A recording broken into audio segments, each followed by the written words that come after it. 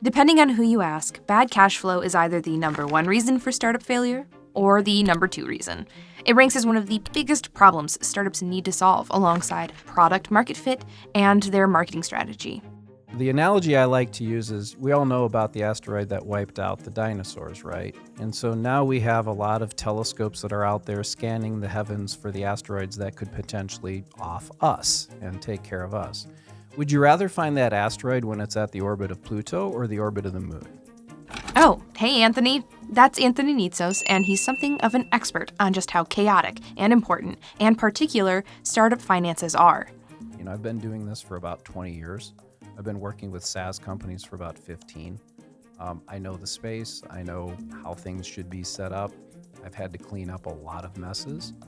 The thing about bad cash flow, product market fit, or nailing your marketing, any of those three could crash you. But this number one problem of bad finances has the potential to be solved by working with a single part-time employee.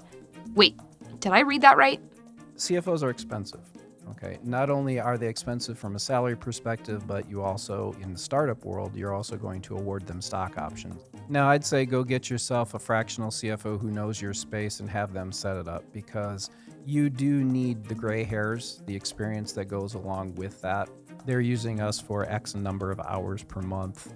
Could be on the finance side, could be on the accounting side, but for the CFO piece itself, that's usually, done on a retainer on a monthly basis. That sounds like a good deal if we've ever heard one. Get the experience of a finance-forward expert without having to compromise anything like shares that might get under investor or board's skin. So tell us, what's the first sign you should bring on a contracted CFO? The first sign is when you as the founder or the CEO are starting to lose sleep over the fact that you don't know that the numbers that are being produced by your finance system are correct, or that they're inappropriate to the industry that you're in. There are certain metrics, measurements, key performance indicators, numbers, financial statements that investors and boards are going to expect. And if you don't have those set up correctly, you're going to be in a constant scramble mode to try and get them. The further away you can change something, the further upstream you can change it, the more downstream impact there is. And so when you're a very fresh startup, it's a good idea to have your accounting system set up correctly from the get-go so that somebody like me doesn't have to come in and completely redo it, which can be expensive. You can't build a house on sand, so they say. And with statistics citing anywhere between 16 to 82% of startups failing due to financial problems, wow, what a range. Don't you just love surveys that don't do meta-analysis? It's a problem not enough founders consider soon enough. So if you could make a to-do list for a founder regarding finances, what would it be? As a CEO who's got a company that's growing, you need to make sure that your accounting system is set up right for your industry.